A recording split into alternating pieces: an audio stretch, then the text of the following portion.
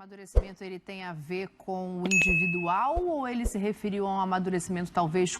só pra gente ler aí, ó, já que você citou as aspas, a entrevista dele na saída do campo, ele diz isso aí. No futebol, você tem que ter brio, tem que estar focado o tempo todo jogo, no limite. E esse grupo precisa crescer, amadurecer. Ficam as lições pro ano que vem. Tem mais? Então a torcida tem razão. O Davi Luiz está dando razão à torcida. Tem as aspas ali no final. Não, então, a minha questão aqui é o seguinte, é porque eu não vejo o que ele fala no individual. Eu não vejo o que ele fala assim, o João Gomes tem que amadurecer, mas no coletivo, não é um jogo Eu pego mais no coletivo. Eu pego mais no coletivo. Eu não vejo ele atacando individualmente os jogadores, não. Eu acho que... Ele chamou, eu falo para o jogador precisa ter brio. Isso não tem nada a ver com o coletivo. Não. Só uma pergunta para você, rapidinho. Como é que essa declaração chega no vestiário, Zé?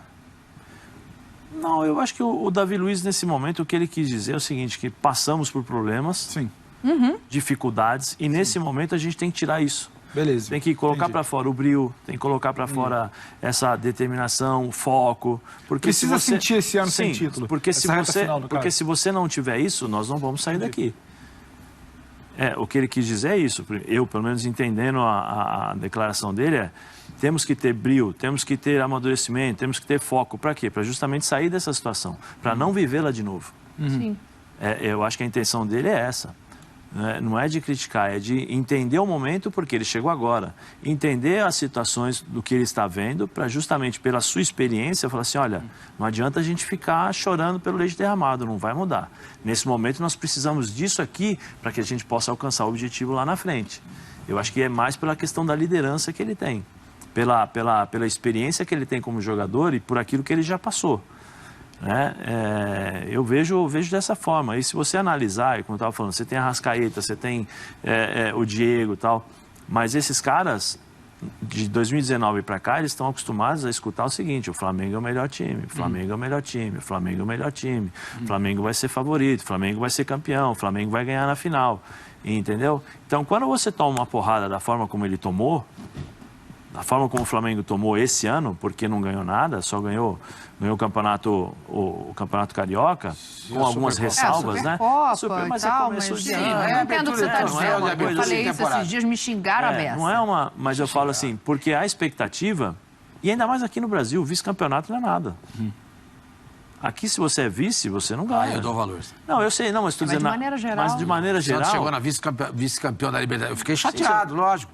Mas é valoroso, gente. Chegar na final da Libertadores. Mas na grande maioria... Mas você tem razão. Entendeu? Os caras tem razão. Os caras não pensam assim. O vice brasileiro é pouco. É pouco. Mas é demais. E aí eu pergunto, qual a grande dificuldade que esses grandes caras passaram nos últimos tempos do Flamengo, que...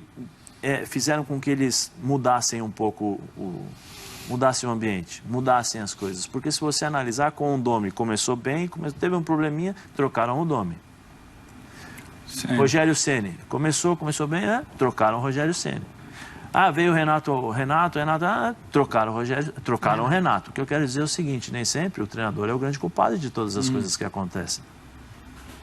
Aí que entra a questão que eu falo, que eu acho que ele deixou, o amadurecimento.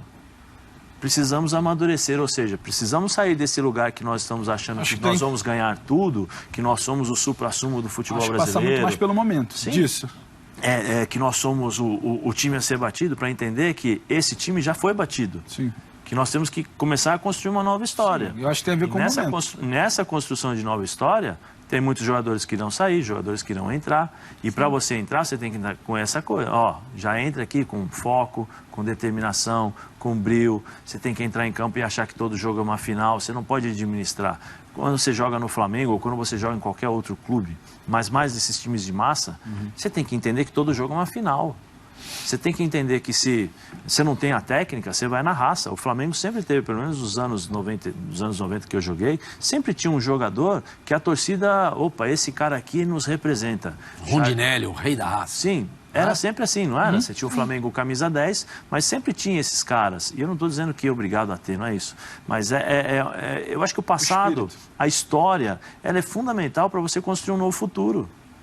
Se esses caras não entenderem a história do clube, não entenderem o que representa, você estaciona e aí você fica só vivendo nisso. Mas eu sou você favorito, toca num ponto eu vou ganhar. Interessante, que é essa coisa da representação numa figura, né? Hoje, se o Flamengo tem uma representação dessa figura, é o Gabigol.